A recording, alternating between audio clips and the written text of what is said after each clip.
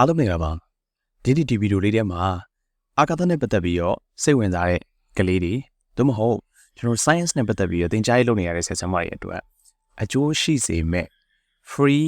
application သို့မဟုတ် free website လေးတခုမျှဝေပေးတော့မှာပဲဖြစ်ပါတယ်တကယ်မိဘအုပ်ထင်းသူတွေဖြစ်ဖြစ်ကိုယ့်ရဲ့ကလေးကအာကာသနဲ့ပတ်သက်ပြီးတော့စိတ်ဝင်စားတယ်ဒီမှာကဘာကြီးအကြောင်းပြီးရင်နေတွေအကြောင်းကျေလီလာတွေအကြောင်းပြီးရင်satellite တွေအကြောင်းစိတ်ဝင်စားတယ်ဆိုရင်ဒီဗီဒီယိုလေးကိုအဆုံးထိအောင်ကြည့်ဖို့တိုက်တွန်းနေပါတယ်။စစ်စမတွေအတွက်လည်းကျွန်တော်ဒီဗီဒီယိုလေးတွေကနေပြီးတော့ကိုယ့်ရဲ့သင်ကြားရေးမှာပြန်လည်အသုံးချဖို့အတွက်အကျိုးရှိစေမယ့်အကြောင်းအရာတွေပါဝင်မှာဖြစ်ပါတယ်။ဆိုတော့ဗီဒီယိုလေးကိုကြည့်အောင်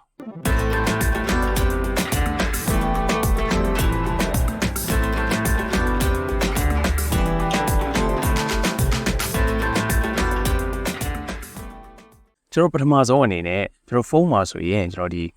NASA app လေးကိုတွားလို့ရပါတယ်။ကျွန်တော်ဒီမှာတော့ကွန်ပျူတာလေးနဲ့သုံးပြမှာဖြစ်ပါတယ်ဆိုတော့ကွန်ပျူတာနဲ့ဆိုရင်တော့ကျွန်တော်ဒီမှာ NASA for Kids လို့ရိုက်ထည့်လိုက်ပါမယ်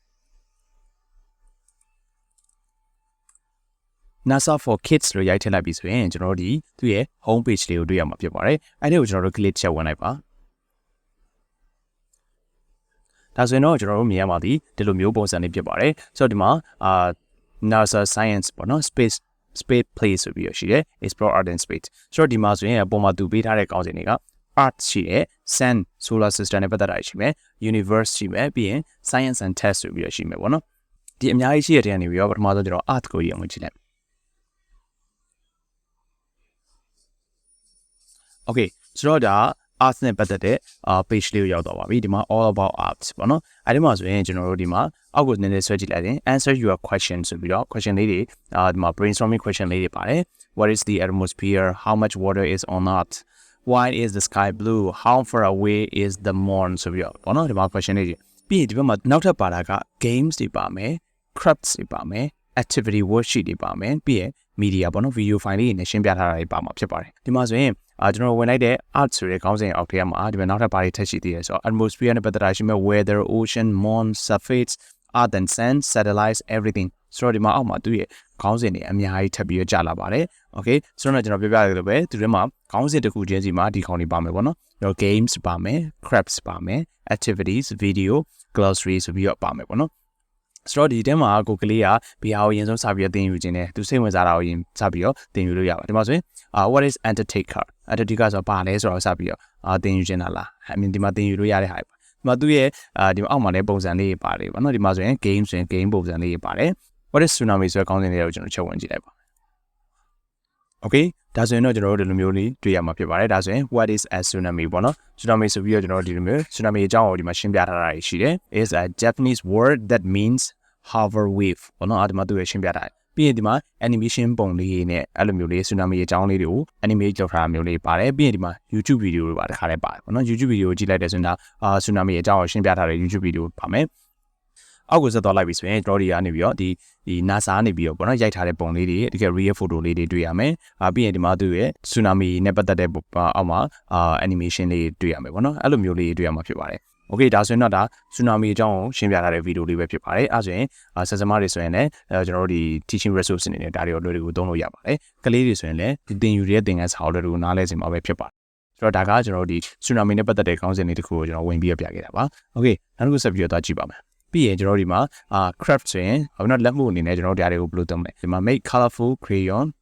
Europer with texture ဘာလို့ဒီမှာ NASA activity book ဆိုပြီးတော့လည်းပါတယ်ဘာလို့အဲ့ဒီကျွန်တော်ဒီမှာဆိုရင် NASA activity book ဆိုတာလေးကိုကျွန်တော် check click လုပ်လိုက်ပါမယ်အဲ့ဒီမှာဆိုရင်universe activity book ဆိုပြီးတော့ဒီလိုမျိုးစာအုပ်လေး download file လေးရရှိမှာဖြစ်ပါတယ် download the universe activity book PDF ပေါ့နော်အဲ့ဒါလေးကို click လုပ်လိုက်ပြီဆိုရင်ကျွန်တော် PDF file လေးရဒီဘက်မှာ download ဆွဲသွားပါပြီ Okay အဲ့လိုမျိုးပဲနောက်ထပ် activity တွေလုပ်ချင်တာ activity ဆိုတဲ့ activity ဆိုတဲ့ထဲကိုသွားလို့ရတယ်အဲ့ဒါမှကိုကြိုက်တဲ့ topic ကို download ဆွဲလို့ရတယ်ပြီးရင် video တွေကိုသွားမလားပြီးရင် glossary တွေကိုသွားမလား glossary တွေကိုသွားရဲဆိုရင်လည်းခေါင်းစဉ်တစ်ခုချင်းစီမှာပါတဲ့ vocab တွေကို E to E translate လုပ်ထားတယ်ပြီးရင်ဒီမှာ picture လေးတွေနဲ့ပြထားသေးတယ်ပေါ့နော်အဲ့ဒါပြီးရင်ကျွန်တော်တို့ Earth ကိုလေ့လာကြည့်အခုဒီမှာ Sun တို့ပြီးရင် Solar System တို့ Solar System ဆိုတဲ့ Solar System ရဲ့အောက်မှာ topic ပေါင်းများစွာရှိပါတယ်ဒီမှာဆိုရင်ဒီလိုပဲ All about Pluto တို့ What is an orbit ပေါ့နော်အဲ့လိုမျိုးအများကြီးရှိပါတယ်ကျွန်တော် idea နေပြီးတော့ resource ပေါင်းများစွာကိုယူသုံးလို့ရတယ်ကလေးအနေနဲ့လည်းအသုံးချလို့ရပါတယ်အကယ်စိတ်ဝင်စားတဲ့ကလေးတွေဆိုရင်ဒါတွေကိုလေ့လာလို့ရပါတယ် Okay Solar System ထဲမှာဆိုရင်ဒီမှာပေါ့နော် သူ့ရဲ့မှာပါတယ် planet တွေအကုန်လုံးဒီမှာ animation လေးနဲ့ပြထားပါတော့ okay ကိုကဘေးအကြောင်းလေးလာချင်တာလေဒီပေါ်လေးကို click လေးချက်ထောက်လိုက်ရပါပြီကျွန်တော်ဒီမှာဆိုရင်ဒီအလေကောင်အကြီးဆုံးအစားကိုချက်ထောက်ကြည့်တယ်ဒါဆိုရင်သူဒီပါလေJupiter all about Jupiter ဘောနော်ဒါဆိုရင် Jupiter နဲ့ပတ်သက်တဲ့ဥစ္စာတွေဒီမှာလေ့လာလို့ရပါတယ်သူနဲ့ပတ်သက်တဲ့ worksheet တွေရောသူနဲ့ပတ်သက်တဲ့ activity book တွေပြီး games တွေအများကြီးပဲပေါ့နော်အဲ့ဒါတွေအကုန်လုံးကိုအလွယ်တကူရရှိမှာပဲဖြစ်ပါတယ်ကျွန်တော်ဒီနောက်ပြီးရင်ထပ်ပြီးတော့ကြည့်မယ်ဆိုရင် universe ရှိရယ် universe တွေမှာဆိုရင်အများကြီးပါပါတယ်ပြီးရင်ကျွန်တော်နောက်ဆုံးတစ်ခု science and text ကိုသွားကြည့်အောင် science and text တွေမှာလည်းဒီလိုမျိုး brainstorming question တွေပါတယ် games တွေပါတယ်ပြီးရင် video file တွေပါတယ်ဒါတွေကကျွန်တော်တို့သင်ကြားရေးမှာတကယ်ကိုအထောက်အကူပြုတဲ့အရာတွေဖြစ်ပါတယ်ဆိုတော့ဒီမှာဆိုရင် make your own spacecraft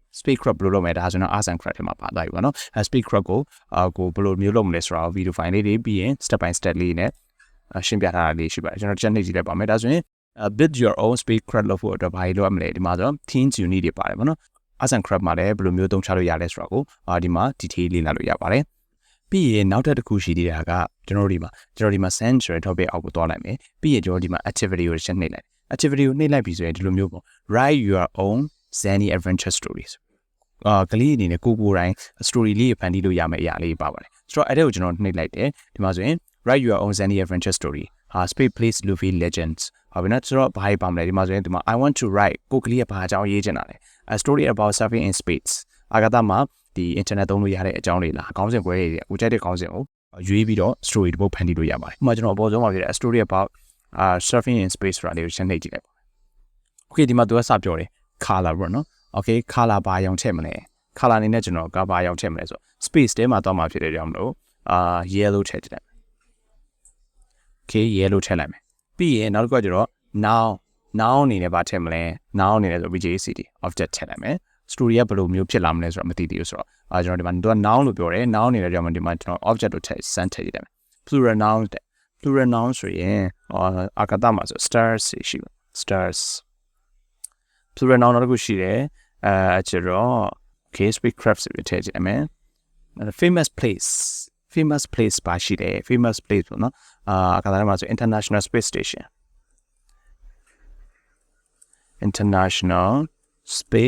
station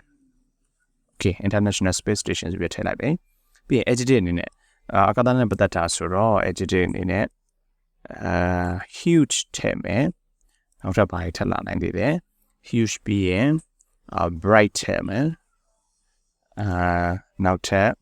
powerful ထည့်တယ် okay story ကဘယ်လိုမျိုးဖြစ်လာမလဲတော့မသိသေးဘူးပေါ့နော်ကျွန်တော်ဒီမှာသူတောင်းတဲ့စကားလုံးလေးတွေထည့်နေရယ်adjective ပြီးရင် amazing ထည့်တယ် okay so verb ending in ing စကားလုံးတစ်လုံးဆိုတော့ surfing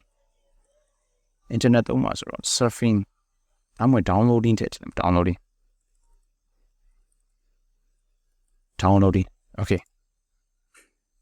okay ဒါဆိုရင်တော့ကျွန်တော် story လေးတစ်ခုဖန်တီးတော့ Last night I dreamed that I went surfing in outer space. I strapped myself forward to my yellow object and traveled to Saturn's largest moon, Titan. When I got there, I found stars, river, and spacecrafts. Wow, that's when you tell it as a colony,